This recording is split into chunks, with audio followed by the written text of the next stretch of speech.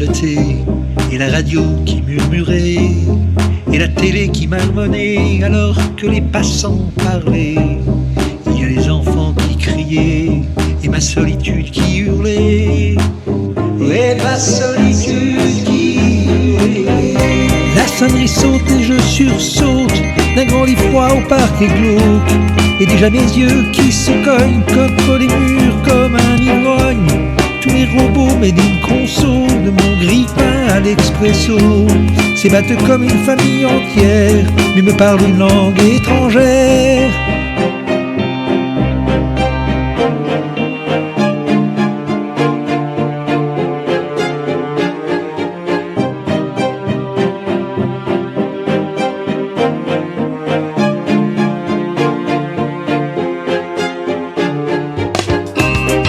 Des messages radio dans l'univers sans un écho, et l'espace intersidéral est dans nos cœurs sans qu'on en parle.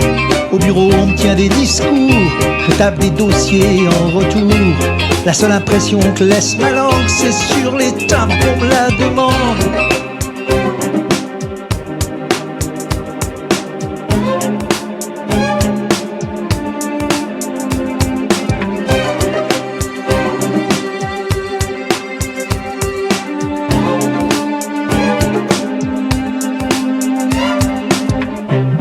Il y a ces gens dangereux qui vous tirent entre les deux yeux, des sourires perdus de bonheur, de ces rafales là on en meurt.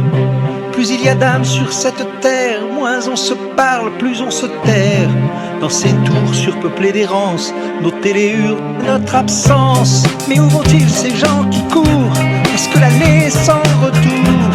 Qu'est donc ce but si lointain que jamais personne n'atteint? Car dans la masse du flot s'embrassent ces solitudes qui se massent, et dans cette mer qui écume, les vagues meurent contre l'amertume. L'autoradio jette son sirop, parfois je le bois au boulot. Mais les douceurs que je veux vivre, jamais de verre pour les servir.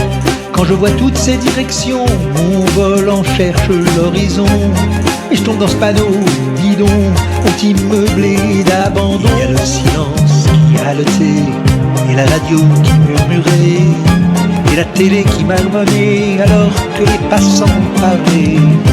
Il y a les enfants qui criaient, et ma solitude qui hurlait,